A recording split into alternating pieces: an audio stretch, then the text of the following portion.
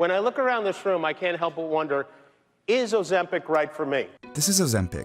Diet drug miracle weight loss drug. Literally the hottest drug in the country right now. The topic Ozempic has over 300 million views. Obviously, there's been a lot of talk about Ozempic recently. Dolo, you look thin. Thank you. Ozempic? Yep. Reviewing our rejected slime ideas. Ozempic slime. She does not take Ozempic. She goes to the gym. I'm in shape because I run, avoid sugar, and do Ozempic. Ozempic. Ozempic. Ozempic. What the f is Ozempic? Ozempic is a diabetes drug. I thought Ozempic was a weight loss drug. It's not supposed to be, but then like all these vain rich people started going on it to lose weight. Wait, I think Kim K was on it for the Met Gala, and like Elon Musk is on it or something. No, he was on Wegovy. What's Wegovy? It's like the same as Ozempic, but it's for weight loss. As I said, what the f is Ozempic, and why is everybody talking about it?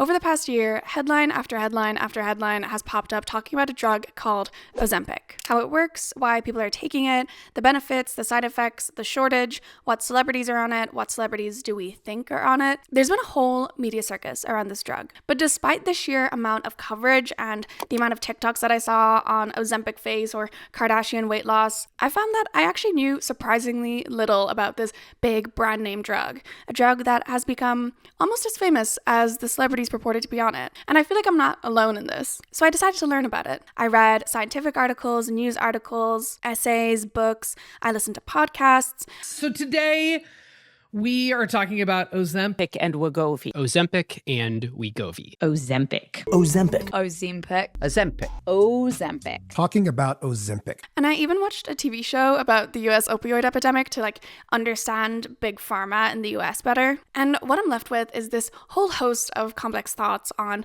fatness, weight loss drugs, Big Pharma, celebrity culture, and how we talk about all of these things. But most of all, I'm left with frustration over the one-dimensional and sensationalist conversations and coverage that is typically associated with Ozempic. So in an attempt to rectify this, I wanted to dive deep into the Ozempic discourse with hopefully more nuance, detail, and dare I say compassion than most of what we've seen online. A lot of figures focus on the US because that's where the drug has been used the most, that's where it was like first approved, and that's where a lot of the media covering it is like based. And I also think that the US seems to be the country that is the most weight obsessed in the West. So I think from that perspective, it also makes a really good case study. So please forgive that bias, but I feel like a lot of what I'm saying could kind of be applied to a lot of different countries or just kind of like Western culture. Obviously, huge trigger warning for this video. We're talking about food, weight loss, fatphobia, eating disorders, and there's also a discussion of racism and classism in a couple sections. If that's something you're sensitive to, please keep that in mind. Protect yourself. Feel free to skip it. And I'll see you in my next video. Also, as a thin white woman, I don't have firsthand experience of a lot of what I'm talking about, so I'm relying on the works of like other fat activists and writers, of course, who will be credited throughout. I also got a lot of input from subscribers, both in my community post and like through email. So thank you to everyone who contributed. It was really, really helpful because we're talking about weight and health and fatness and weight loss and everything. I feel like this could easily become a place to like judge people's decisions or shame people's bodies or whatever, and I really don't want this video or like the comment section to become anything like that. We're not shaming individuals or judging anybody's decisions. We are examining like systems and power structures. We're not gonna dogpile onto like any kind of individuals or group. I trust you all, and I think that we kind of have a space where we can have nuanced and critical discussions without it devolving into like a cesspit of shame or hate or anything. If you're here in the hopes that I will be mocking anyone or like speculating about who's on Ozempic or judging anybody, that's not what this video is, and I suggest that you find that elsewhere. So we're thinking critically here. We're not criticizing thoughtlessly. That's kind of fire, actually.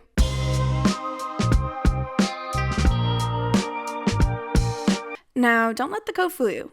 I'm neither a doctor nor am I a scientist, but I know that might be kind of hard to believe given the air of wisdom and healing that I give off. We have to define what Ozempic actually is in order to understand the discourse, but we're not doing a full organic chemistry, compound, pharmaceutical breakdown. Don't even worry.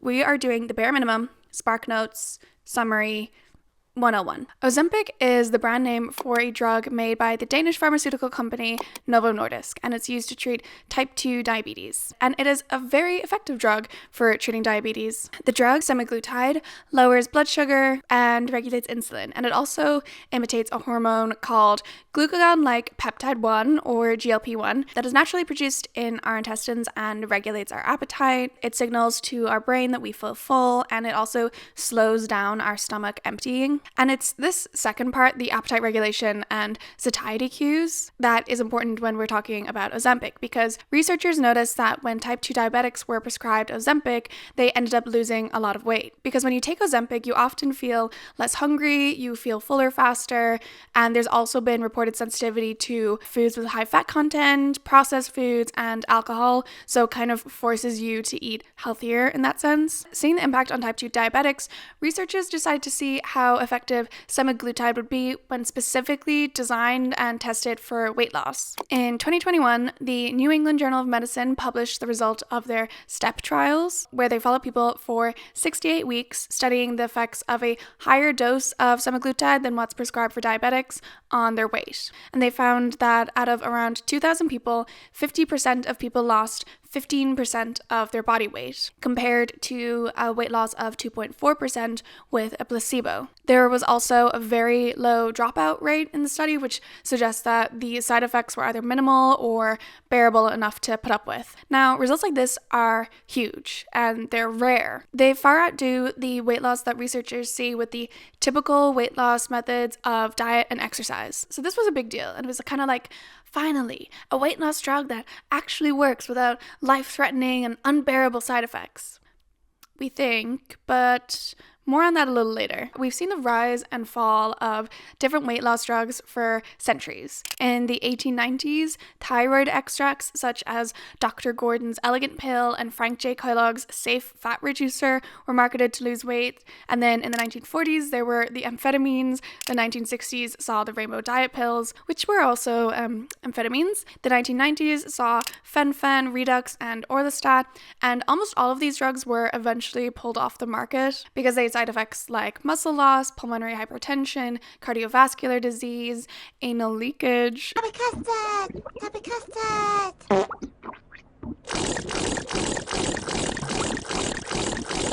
Or because they were literally just straight up amphetamines. Just a quick little interjection to say, if you're enjoying the video, a like would really help me out and help the channel. Also, if you're interested in more content like this, feel free to subscribe, check out my other videos, blah, blah, blah. You know the drill. Back to it. Doctors, researchers, journalists, and the general public have all lost their goddamn minds in response to seeing wow, this weight loss drug actually works. After 2 centuries of trying and failing to find a weight loss drug that actually works, we've done it, okay? Cool. But what's the big deal? Why does everyone want this drug? Why is this a great victory? Is it a great victory? Why do people even want to lose weight in the first place? Why is this something we've literally been obsessing over for centuries? Well,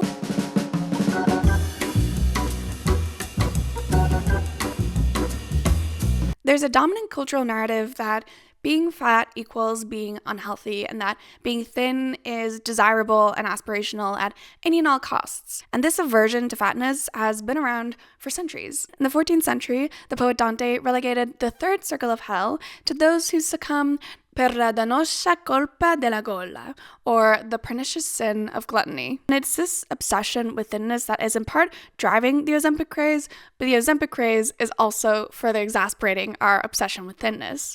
As Gia Tolentino writes, semaglutide's arrival seems to have prompted less a public discussion of what it means to be fat than a renewed fixation on being thin. Recent discourse on fatness and weight loss has only further devalued and degraded fat people, exposing how little progress we've made despite the buzz around body positivity and body acceptance over the past couple years. A Harvard study measuring implicit bias found that bias against fat people has actually grown from 2007 to 2016. Every other implicit bias, race, age, gender, sexual orientation, and disability has gone down. Rachel Pick wrote in an article for The Guardian, "The Ozempic moment neatly lays bare exactly how much our society still hates fatness and fat people, and the extreme measures people who are already physically healthy are willing to put themselves through to be just that much leaner. The powers that be have decided they are bored of paying their desultory lip service to the fatties, and apparently most of us have no problem following suit. Our belief that our weight is correlated with our health and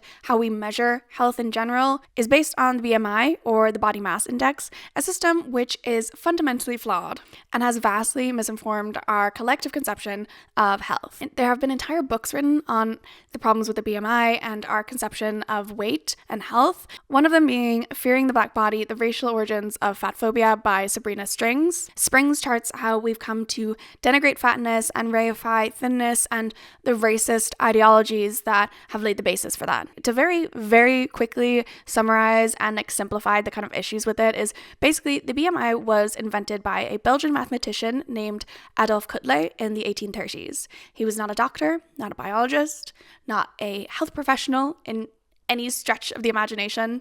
Kutle rounded up a bunch of white European men and measured them to find l'homme moyen, or the average man, which would establish a measurement for the social ideal, the perfect white body. And does this sound eugenicsy? Yeah, but that's because it is. And the BMI was never supposed to be a measure or an indicator of health. Let me just say that one more time. The BMI, which is used as one of the definitive markers of health, was never supposed to be used to measure health. And it's really easy to see the flaws with BMI when we look at BMIs across different populations, because women, poor people, people of color are all more likely to have higher BMIs. And if we think about it for more than 10 seconds, why would we even bother trying to measure the health of entire different populations against the barometer of white men's bodies? It's the product of a racist system that was historically used to justify racism and slavery, and it is still used to justify racism. Because of the correlations between poor people and people of color and higher BMIs, the general public can display an aversion towards these communities masked as some moral or health concern. And the racial inequities also crop up in how Ozempic is distributed, which is something we're going to look into a little later. And if you want to know more about the history of the BMI, fat phobia, etc., highly recommend Sabrina Strings' book. And the BMI doesn't do anything but measure how tall and how heavy we are. It doesn't reflect the nutrient levels in our blood, how well our organs function, the health of our brain, how well our bodies move. It doesn't account for muscle mass or bone density. And speaking of weight, researchers have found dozens of different genetic markers that influence weight. Weight can be influenced by a myriad of different factors: your hormones, your neural circuitry, your class, race, age, environment, lifestyle, sleep. And general conversations around weight and fatness presumes that all fat people are unhealthy and in need of medical intervention. To quote Aubrey, the author of You Just Need to Lose Weight and 19 Other Myths About Fat People, often that impulse to fix fat bodies is referred to using a particularly pernicious euphemism: getting healthy. Losing weight conjures the uphill battle and low success rates of outdated diets. For those of us with mothers who dieted, losing weight calls up their endless, futile struggles at once to change their bodies and make peace with them. Getting healthy is aspirational, optimistic, laudable. It seems to eschew size, instead prioritizing health, but quietly, implicitly links the two. Referring to weight loss as getting healthy reveals so much about our assumptions and values around health, size, chronic illness, and disability. But you may still be thinking, whatever, fat people should still lose weight. It's not even that hard. It's literally calories in, calories out. You just diet and exercise. Well, not quite. This study from 2020 entitled Have Our Attempts to Curb Obesity Done More Harm Than Good?, published in the National Library of Medicine, compiles several different studies on dieting for weight loss and examines the results. And let's look at what they found, shall we? Overall, these studies demonstrate that dieting is an ineffective method of weight control at best and contributes to weight gain at worst. While it may be easy to dismiss these failures as a personal lack of control, it stands to reason that if the majority of the population is unable to follow through with dieting, then perhaps there's something innately wrong with it. We know that a myriad of factors plays into obesity, such as hormonal disturbances, interaction with the gut microbiome, lack of sleep, and socioeconomic status. Logic would then follow that diets would not be able to address all these factors. Dieting and attempts to lose weight can actually have adverse health effects. When you diet, you may lose weight in the short term, but study after study has shown that you will most likely gain all that weight back, if not more. So then you might try a different diet and a different one, and the same thing will happen over and over. And this pattern of fluctuating weight is called weight cycling. And this actually increases the risk of cardiovascular disease. Not to mention the correlation between dieting and eating disorders, depression, and low self-worth. But we're so obsessed with weight loss, and we think that it is the end-all be-all that we still prioritize it over everything, including health. And despite everything that we know about weight, health, and dieting, thinness is still the ideal. And Americans spend $30 billion, that's billion with a B, every year on weight loss interventions, and it's estimated that 45 million Americans diet annually. There's a whole host of people that want to lose weight that have tried dieting, tried exercising, tried all these different lifestyle changes. And despite little success, they will continue to try new things in the hopes that they will find the one thing that works. And then, a couple years ago, along came a little drug called Ozempic, and then Wegovy, and Mounjaro, and Zepbound, and however many other drugs are currently in development. And with these drugs come weight loss, gastrointestinal issues, but most importantly, money.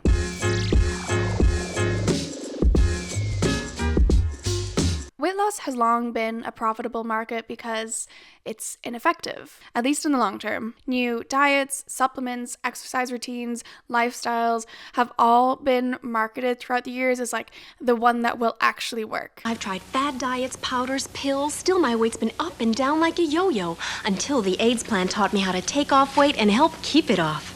AIDS may taste like a candy, but AIDS contains one of the most effective appetite suppressants you can buy. But as we just discussed, most of these do not work. So you try another, and another, and another, and another, and the weight loss industry gets to profit off of people's fruitless, repeated attempts to lose weight. And now that we have these drugs that actually lead to significant weight loss, the pharmaceutical industry has thrown its full weight behind it, pouring money into marketing that bombards people with the message that their weight is a problem and that the solution just so happens to be for sale. This article for Dazed, the real winner of the Ozempic craze, Big Pharma, looks at Novo Nordisk's role in the Ozempic craze, the proliferation of Ozempic, and the $78 billion weight loss industry at large is an example of how an economic system built on the need for infinite expansion will ultimately find itself seeping into every nook and cranny of our lives. A capitalist system is therefore incentivized to artificially produce demand for such products. Insecurity provides a highly profitable consumer base. In other words, it's not that an inherently skinny-obsessed culture produces demand for drugs like Ozempic. It's that a capitalist system saw an opportunity to make money and took it. The marketing and manufacturing of Ozempic and its sisters is really interesting, and it also highlights some fundamental flaws with the modern pharmaceutical industry. And I know you might be thinking like, yeah, okay, Big Pharma bad, capitalism bad, we know. But I think an examination of Big Pharma is actually useful because it really informs how we talk about Ozempic and weight loss, and especially the recent Ozempic shortage. We're super zoomed in because I'm trying to hide some spoilers, but just a heads up, my voice is starting to go. So in this section, she's a little rough. She's a little rough. It's up to you to decide whether I sound like I've been smoking a pack a day or whether I'm just kind of like sexy and husky or whatever. Anyways, okay, so there are two main players in this whole weight loss drugs debacle, Eli Lilly and Novo Nordisk. So Novo Nordisk makes 3 semaglutide drugs, Ozempic, Wegovy, and Rybelsus. Now, Eli Lilly make 2 tirzepatide drugs, Mounjaro and Zepbound.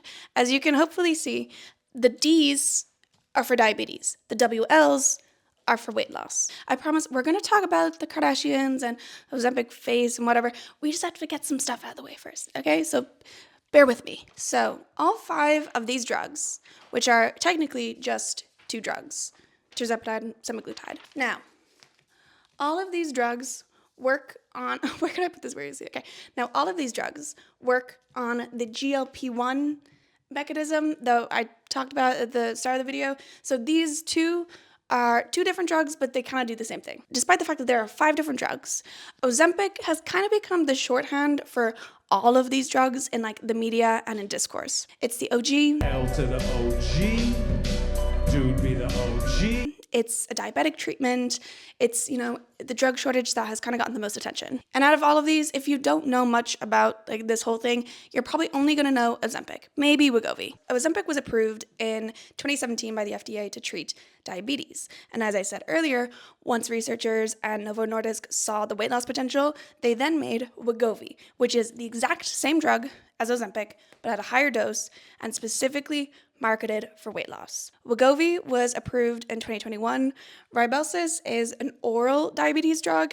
It doesn't really factor much into this. It was approved in 2023, but we don't really have to worry about her. Mounjaro is Eli Lilly's diabetes drug, so kind of like their Ozempic equivalent, and they did the exact same thing as Novo Nordisk, where they had Mounjaro for diabetes, then they made Zepbound, which is the same drug, tirzepatide, different dose, for weight loss. Mounjaro was approved in 2022, Zepbound 2023. So all of these drugs are patented. The actual drugs are like copyrighted essentially in like pharma terms. So other drug companies can't come along and make like their imitation or like their generic version of Ozempic or Wegovy or Mounjaro or Zepbound or anything. You know how there's like Advil and Nurofen, but there's also then like generic ibuprofen that you can buy. It's usually like cheaper than the brand name ones. It's not really advertised and it's just, you know, generic. Well, as I said, you can't do that with like Ozempic or Wegovy or Mounjaro or anything because they're patented. Now, patents are like a completely regular,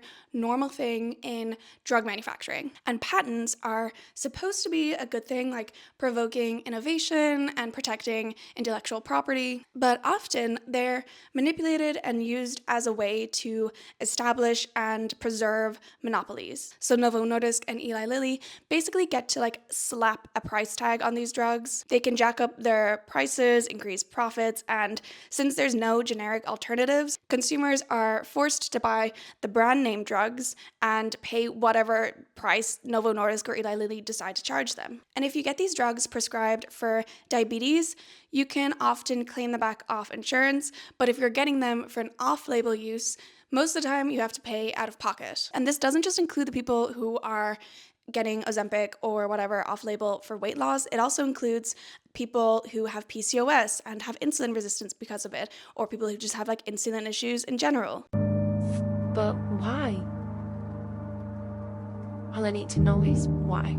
And these drugs are not cheap.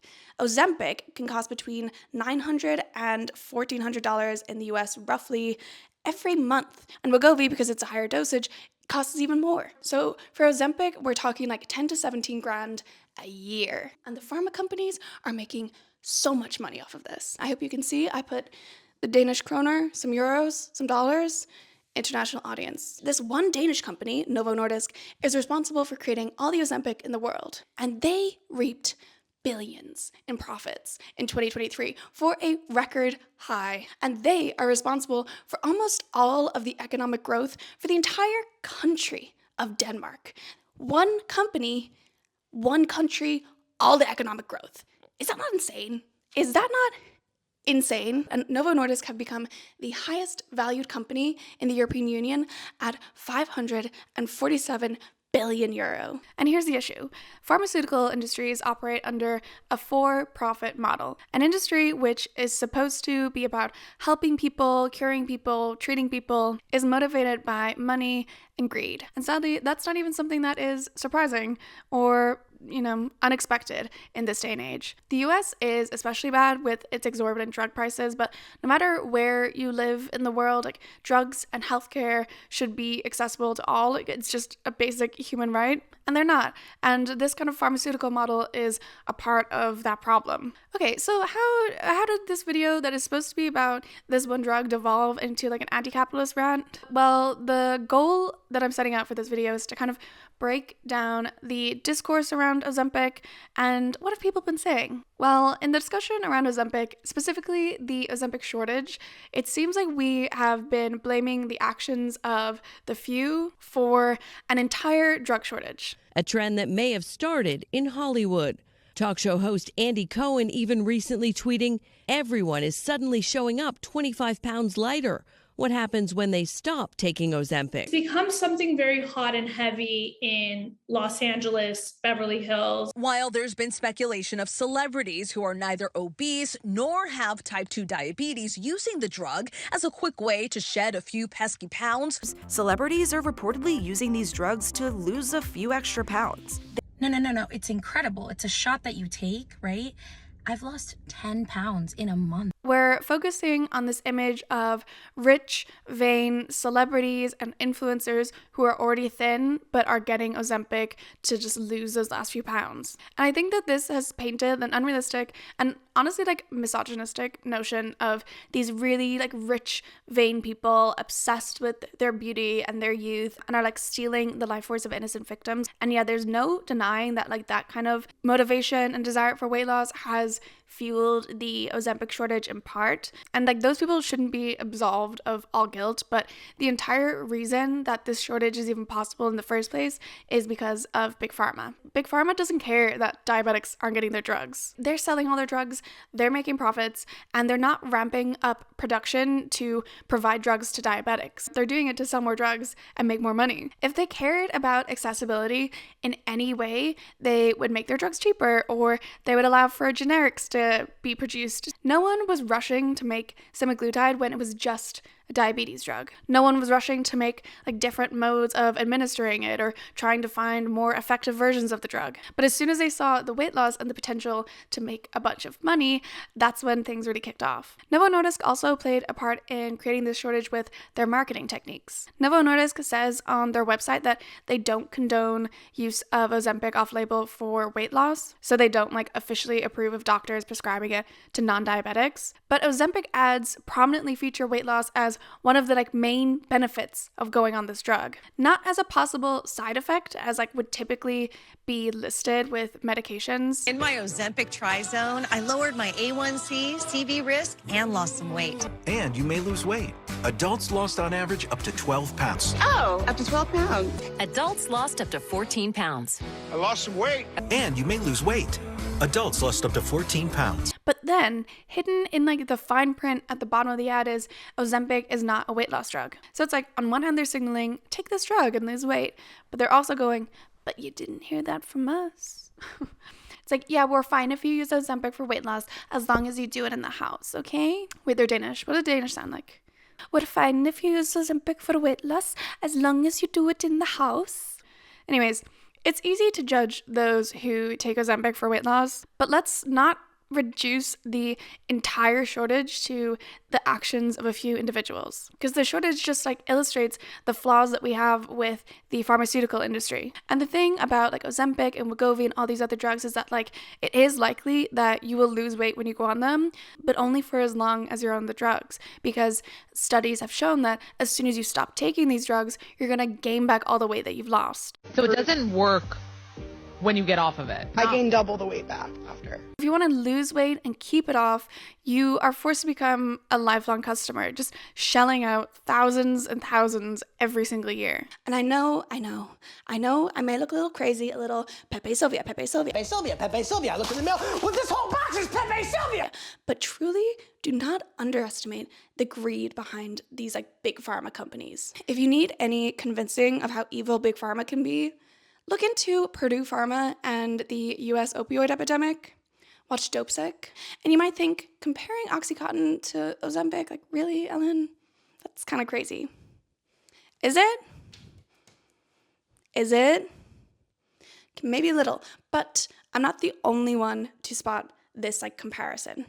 Back to the day's article. Quote, of course, Ozempic has only a fraction of the risks of OxyContin, but are the nefarious marketing tactics behind them really all that different? Between partnerships with millennial minimalist telehealth companies, which often lack follow-up mechanisms to monitor side effects, flooding cities like New York with advertising on the sides of buses, the stairs of the subway, and the company's own savings card, as if it were a coffee loyalty program, semaglutide's popularity is no accident. But of course, Novo Nordisk's aggressive marketing tactics aren't the only reason that Ozempic became a household name. Despite, of course, the $100 million that they spent on marketing in 2022, we know about Ozempic because, along with weight loss, what else are we obsessed with?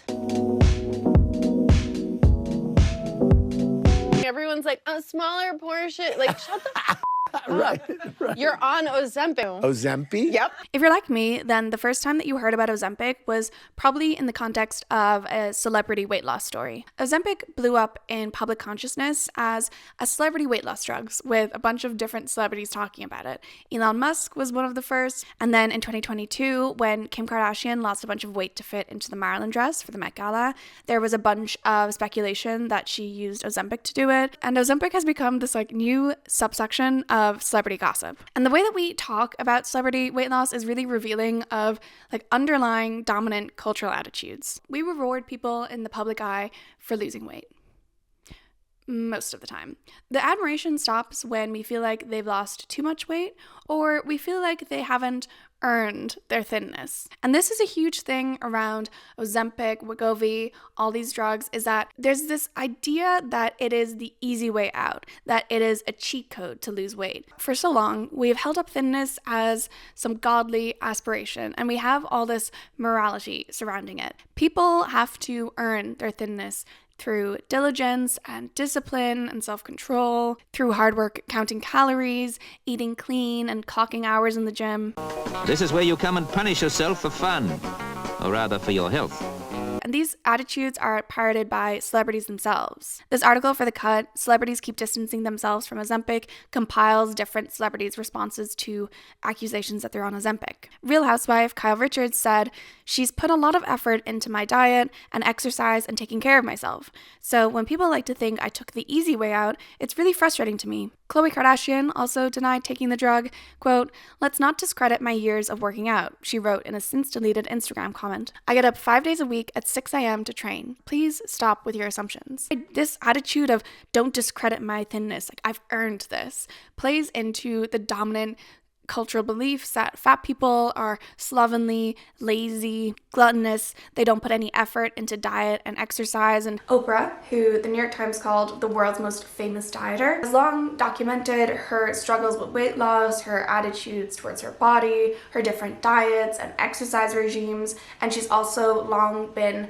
subject to intense scrutiny because of her weight. Pretty girl and you're single, you must lose the weight. I'm going to. When semaglutide first started blowing up in terms of weight loss conversations, Oprah initially dismissed it as the easy way out, like other celebrities. When I first started hearing about the weight loss drugs, I felt I've got to do this on my own, because if I take the drug, that's the easy way out. But then more recently, she actually revealed to People magazine that she has since started on one of these drugs. Quote, "I had an awareness of weight loss medications, but I felt I had to prove I had the willpower to do it. I now no longer feel that way. I have been blamed and shamed, and I blamed and shamed myself." Aubrey Gordon summarizes these attitudes in her book. Quote, "Weight loss, we're told, is always desired because thinness is always desired. Becoming thin is worth any cost because fatness is understood to be inherently inferior to thinness, considered less desirable in both social and medical settings. Thinness is presumed to be the result of hard work, and fatness consequently must be the result of a lack of effort, a failure of tenacity, work ethic, and character. Fat people's perceived failure must be punished. Thin people's perceived success must be celebrated." And with the arrival of these weight loss drugs, now there's even more attention paid to celebrities' weight loss or bodies, which is something I didn't even know we had the ability to ramp up in intensity because it was so crazy before. We've always tried to unlock the secrets behind celebrities' weight loss or their bodies. And now, if a celebrity loses weight, their face, their skin, their proportions, everything about them is micro-analyzed and picked apart for the telltale signs of Ozempic. It's like how we pick apart the tiniest details of celebrities' faces to see if they've gotten plastic surgery, what kind of plastic surgery have they gotten, blah, blah, blah. It's created this weird, like, obsessive surveillance impulse towards celebrities' appearances, and also when we're having so much discourse around their appearances, it's like reducing everything else that they're doing. And again, in relation to Oprah, Jennifer Weiner writes, I suspect that Miss Winfrey's legacy won't be just the big things she built, the schools she created, the girls she educated, the fortune she amassed. It won't be just the movies she produced or the novelists she promoted or the politicians whose fortunes she boosted. It won't be just her talk show or her magazine or her philanthropy, the first she's achieved or the good she's done. It will also be the idea that every woman's body is a battleground, that our appetites are to be mistrusted and subdued, that fat is an enemy to be combated with every weapon available, that the war is never over, and that thinness is a woman's true life's work, just as it's been so much of hers. And the gendered aspect of kind of obsession with weight loss and body image is nothing new or novel, but it even shows up in the breakdown of prescriptions of Ozempic. Men are more likely to have type 2 diabetes, but women form the majority of prescriptions, making up roughly 80%. We can't assume that all or even like the majority of these women are taking Ozempic for weight loss, because it can also be prescribed for issues like insulin resistance that can come from PCOS. But the stark difference in the gender breakdown, especially considering that men are more likely to have type 2 diabetes, suggests that more women are obtaining Ozempic for non-diabetic purposes. Gia Tolentino writes, the desire to achieve thinness by any means necessary, amphetamines, grapefruit diets, slim fast, remains an almost foundational tenet of female socialization. The prescriptions are also skewed towards white people. The CNN article writes, white people are about 4 times more likely than black people to have a prescription for semaglutide medication, despite having nearly a 40% lower prevalence of diabetes and a 17% lower prevalence of obesity. This further reinforces how thinness is linked to whiteness, and how, as Sabrina Strings highlights in her book, gatekeeping and glorifying thinness is a tool of white supremacy. And the nature of the internet and social media means that our obsession with thinness is something that we're almost all participating in. And it's kind of funny because, like, we look back and we shake our heads at the way that the early 2000s tabloids monitored the body weights of different, mostly female celebrities, and how they ranked bikini bodies, how they talked about celebrity weight gain or weight loss. And we think like, oh wow, the media really treated women horribly back then. But remember, when you point your finger, you have 3 staring back at you. Because today, social media has really exploded our like tabloid sensibilities, and the amount and the detail with which we monitor celebrity, again mostly female celebrities, bodies. And like, though we might not think of Demois or a tea account or some random TikTok talking about Ozempic face or Kardashian weight loss as tabloids, they're engaging in the exact same practices and discourse. And now it's even worse because everybody can contribute to this conversation. But I think that the modern social media format kind of disguises or changes how we think about tabloids. So we think, oh, it's different nowadays. We're actually talking about celebrities' bodies because we're more aware of like the damaging effects of these images on body image. But like, we're still endlessly talking about them and picking them apart, which is only like bolstering awareness of body image and weight loss and thinness and everything in general. Speculation over like who's on Ozempic, does this celebrity have Ozempic face or butt or finger or burp or whatever is the next thing. It's all contributing to this panoptical notion of monitoring people's bodies and shaming them. I was on like TikTok, whatever, just looking at videos, and then a video of me popped up, and the first thing up top was BB Rexa weight gain. And I was like, when you see things like that, it does mess with because you don't know what somebody's going through. But I feel like we're in 2023, like we should not be talking about people's weight. And our fixation on women's appearance, speculating over whether they've had tear trough filler or whether they have Ozempic face, is so damaging. And again, it's just making us more aware of all the tiny details and elements of our own appearance and all our perceived flaws, the things that we think we need to fix. And you can argue that, it's highlighting the unattainable notion of beauty standards. That whole idea of like, you're not ugly, you're just poor. And yeah, maybe it does do some good from that aspect, but it's also so focused on like these select few examples of, thinness and beauty and whatever, rather than examining and unpacking our own personal, political, and societal fat phobia. I also think this like fixation on minor details is only raising the beauty standards higher and like encouraging more artificial manipulation of our appearance. You have to inject semaglutide to lose weight, but then when you lose weight in your face and you have ugly hag Ozempic face, you're gonna have to inject filler back into your face to get more fatness in your face, but you can't inject too much because then you'll look like too puffy and it'll be too obvious. So it's like this whole cycle of manufacturing problems and then selling the solutions to these problems. It's just a never-ending cycle of spending money to become the ideal woman. Gia Tolentino writes in her book Trick Mirror, technology, in fact, has made us less than oppositional where beauty is concerned. We've deployed technology not only to meet the demands of the system, but to actually expand these demands. The realm of what is possible for women has been exponentially expanding in all beauty-related capacities. Something that kind of goes hand in hand with our discussion of celebrities is our perception that the people who are taking Ozempic for weight loss are like all these kind of like rich people who are already thin. And this stereotypical image is actually somewhat grounded in reality.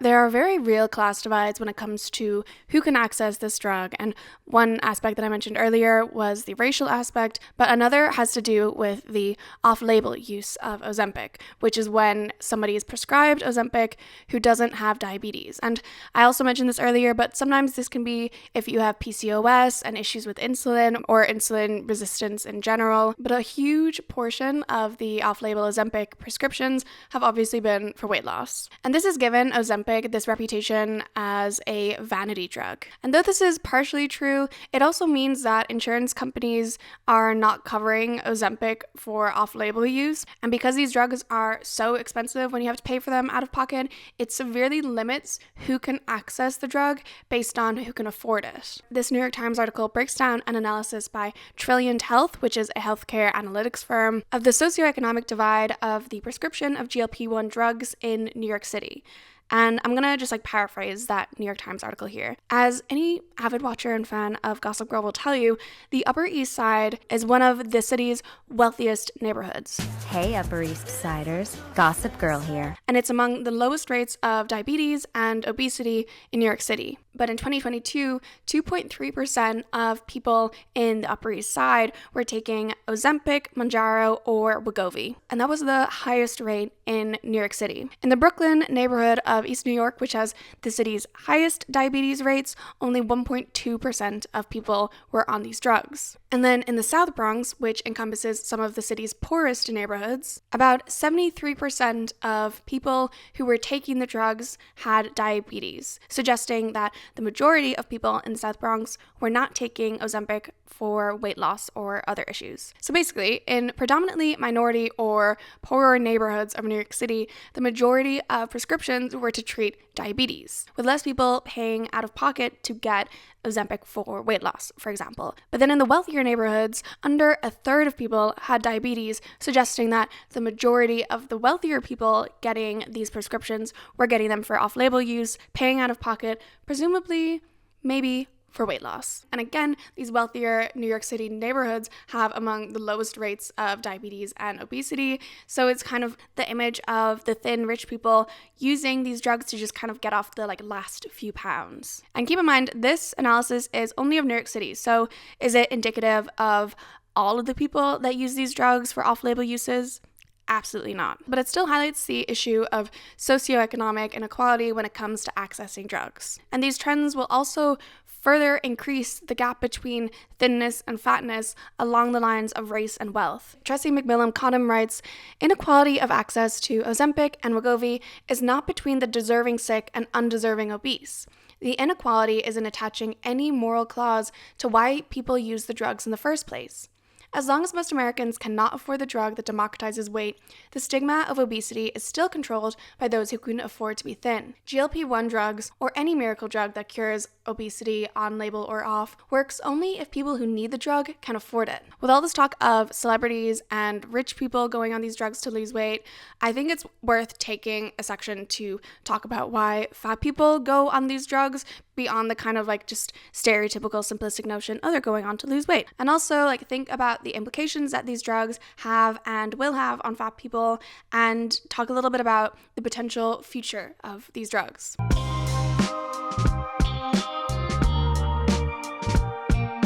Ozempic and its sisters will likely alter the medical treatment given to fat people. Fat people have long spoken up about how when they go to doctors' offices, when they seek medical treatment, no matter what their issue is, they're given the blanket advice of lose weight, completely regardless of like whether or not their weight is affecting the issue that they're talking about. I hate coming to this doctor. He makes me uncomfortable. He never really listens to me, and he's always disparaging me about my weight. The doctor arrives and there's a little bit of small talk, and then he asks me, what brings you in? I mention I want to improve my sleep and would love to do a sleep study. He interrupts and agrees and says, yeah, but you got to do your part as well and lose some weight. I immediately feel ashamed. Despite being in this man's office, having done exactly what he told me to do the last time, it seems like he's determined to make sure that I know that being fat is a problem. But I already know that because we've had this discussion before. But also, I'm doing everything right and finding success. He continues talking. I feel very alone. I call a few friends to fill them in on what happened. From other fat folks, I get the comfort of familiarity. They've experienced this too, some in the exact same way. The unsolicited professional opinion of a doctor who doesn't have much concern for our experience or circumstances. Just walk into a visit and the lecturing begins. I share a bit of this with my straight-sized friends, and they're sympathetic, but it's different. They recognize that there's a problem with the doctor not listening, but as I'm telling them what the doctor said, I can sense that they think he's just doing his job. I imagine that their experience with doctors is different. Of course, doctors recommend diet and exercise. They just want you to be healthy. I would say it started as a resident, and I started slowly realizing that what I had thought was helpful, which was, suggesting that my patients try to hop on the treadmill more, or, oh, have you thought about losing a few pounds? It might help your knee pain. Not only was it not seeming to work, it was not effective at, stopping their knee pain, and not to mention not effective at helping them lose weight. It seemed to be causing a lot of harm. And I noticed sort of just a look that would come across people's faces when I would bring up their weight, just a sort of disengagement, a sense of distrust, really kind of seemed like betrayal a lot of the time, that I was sort of turning the conversation to something that they weren't always there to talk about, and they had definitely already thought about themselves because everything in our culture was telling them to. And it sort of set me up not as their ally, but as an antagonist. A primary care doctor like me saying, hey, why don't you lose a few pounds? There's basically no evidence that it's effective at helping people lose weight. There's a ton of research on this that shows that, when patients feel stigmatized by their doctors around obesity, they just stop coming, right? They don't engage in care. They don't get recommended screening tests. They don't come to recommended preventative visits. They avoid the doctor at all costs. It's really, really harmful. And this is really well documented in pretty big sample sizes that this kind of stigmatizing behavior on the part of doctors has real health harms for our patients. Now, there is a growing likelihood that fat people who go into doctors' offices will be told to lose weight and will be prescribed GLP-1 drugs, sticking a bandage on a problem without examining the root cause, without paying proper attention to it. And this is despite the fact that weight loss drugs most likely will not make fat people thin. So going back to the STEP trials, studies showed that 50% of people lost 15% of your weight. But if you're categorized as obese in the BMI, losing 15% of your body weight will probably still keep you in the overweight or obese category. And the undue care given to fat people in the medical system is a really widespread issue that has so many different factors to it. Doctors spend less time with, build less rapport with, and have less favorable views of fat patients. Kate Mann, author of the book On Shrinking, writes for the Washington Post, "Many nurses admit they feel repulsed by our bodies and do not want to touch us. Doctors are more likely to view us as a waste of time and have less desire to help us. We are, hence, unsurprisingly, far more likely to die with serious health conditions that have gone undiagnosed. Many fat people recall going to the doctor with symptoms unrelated to their size, yet being summarily told to lose weight, when a thin patient with the same symptoms would receive treatment and medication. In addition to facing misdiagnosis or no diagnosis whatsoever, larger people are often mistreated during the medical encounter.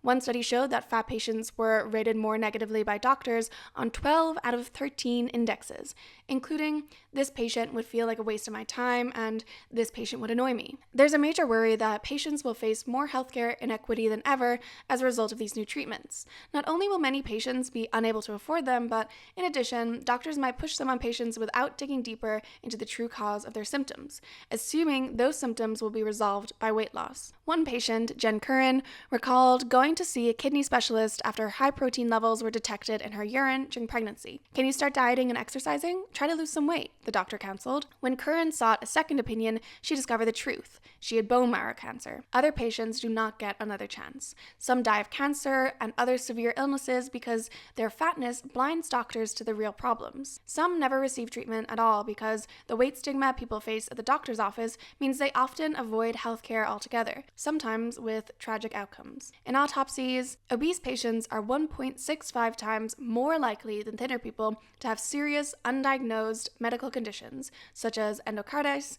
and lung carcinoma. Equipment like blood pressure cuffs, MRI machines, examination tables often are not designed or suited for fat people, further damaging the quality of healthcare that they receive. So especially with the potential of Ozempic and it's exasperating these issues, more attention should be paid to giving people quality and compassionate medical care, regardless of their size, instead of trying to make these people shrink down to fit the medical system. Another aspect of Ozempic and its sisters is that these drugs haven't been around for that long. Ozempic only got approved in 2017, which is only 7 years ago, which in medical terms is really not that long. And the original STEP trials only followed people for 68 weeks. So the long-term effects of these drugs are still being studied and have yet to be seen. We know about their gastrointestinal side effects, and some instances of pancreatitis and thyroid cancer have been observed, but we don't know how the higher doses of semaglutide or tirzepatide that are prescribed for weight loss will affect people long-term. That being said, we also don't have the right to judge fat people for going on these drugs. For everything we've said about the celebrities and the rich people taking these drugs, they don't make up the majority of people taking these drugs for weight loss. It's fat people. And there are so many reasons for this. To alleviate health issues, both physical and mental, to get access to fertility treatments and gender affirming care, both of which often have BMI requirements. They could be taking it because they're taking the advice from their doctor. They're taking it because they simply want to fit in, to sit in airplane seats and cafe chairs, to find clothes that fit, to avoid verbal abuse and judgment from loved ones, strangers, doctors. The number one gold star, badge of honor is going into a clothing store that has clothes you could never fit before and putting on a 2X and having it fit. If I could have lived my life in that body with my markers of health agreed on with my doctor, good. I don't think I would have. No. But I also know how tired I was of feeling like I'm fighting the world every day. When you identify as a fat person and you have a lot of fat liberation and all that stuff going on around you, your initial reaction is that I should be able to exist in this space as whatever. But a lot of times it just feels like the world is not giving us a break in a very specific way. Whenever I've lost weight and someone gives me a compliment, it feels really good. But also, it makes me feel sad in a very specific way. Because you're noticing me as a thinner person. It means your silence when I was fat was intentional. Or there was something about me that was invisible to you, unworthy of praise. That is weight stigma. Fat people are also subjected to discrimination that results in lower wages, especially obese women. Economist John Caldy estimates that overweight and obese white women earn 4.9% and 11.9% less, respectively, than normal weight white women. Among African American and Hispanic women, on the other hand, obese women earn between 6 and 8% less than those of the same race with a BMI under 25. Fat people are also less likely to be believed when they're victims of sexual assault. All of these things are results of fatphobia, of course, and we need to work on dismantling and rectifying those things across the board. But in the meantime, we can't demonize and shame and judge fat people who are trying to get some relief from all of these different things. I want to be able to exist in my body without being harmed just for that fact, So I think that there are many people, the only choice that's accessible to them is to try to escape that oppression however they can. So if they can only escape it by getting weight loss surgery, then I want them to escape it how they can. But if they can throw off the mantle and if they can join in this fight and this movement to demand equity, that's what I hope for. I've seen a lot of discussion, both in the media and kind of in feedback from subscribers about shame and stigma surrounding going on these drugs for weight loss. And whether it's because of the narrative that it's the easy way out, or because people are framed as selfish for taking these drugs during the drug shortage, which, again, as I discussed, if you're on semaglutide, it doesn't necessarily mean you're on Ozempic and taking drugs away from diabetics. Of course, I think that during a drug shortage, the drugs should go to the people who need them most, and that anybody should really consider whether they need an off-label prescription for weight loss or whether they just want it. I don't think that we should pile shame onto fat people who have already been subjected to so much shame and vitriol and judgment and scrutiny. We should also try to focus on various health markers instead of just weight. And instead of pouring money into this one class of drugs, there should be legislative and cultural changes. As Tracy McMillan Cottom says, both diabetes and obesity are conditions that are as much about social policy as they are about what people eat. Studies show that the crops the U.S. government subsidizes are linked to high sugar, high calorie diets that put Americans at risk for abdominal fat, weight gain, and high cholesterol. Sprawling communities, car-centered lives, and desk jobs make it hard for many Americans to move as much as medical guidance thinks we should. Under these conditions, telling people to change their lifestyle to lose weight or prevent diabetes is cruel. We need to reevaluate our conception of health and our picture of what healthy looks like. Instead of focusing on these single number markers of health like BMI or weight or whatever, we should be focusing more on nutrients. We have that same kind of reductive logic when it comes to food where we think of things in calories. Again, instead of thinking about vitamins and minerals that affect our health and our well-being. In light of the focus on controversy and discourse and everything, it's important to remember that at the end of the day, semaglutide has very real, very positive effects for millions of people, whether that be for type 2 diabetes, for PCOS, insulin resistance, and yes, for weight loss. And a drug shouldn't be stigmatized and sensationalized in a way that overshadows all the good and all the positive effects that it has on so many people. Rachel Bedard writes in this article, as long as we talk about these medications primarily as weight loss drugs, as medications that have prompted a renewed fixation on being thin, insurance companies and policymakers will remain incentivized to treat them as a luxury good. will never ask the questions that need to be asked. If such a large percentage of the country wants Ozempic, and if we now have good quality evidence that it helps with a variety of serious conditions beyond diabetes, what is our cutoff for determining who truly needs it, and how do we make it available to them? Do you know what? I don't have the answers to those questions.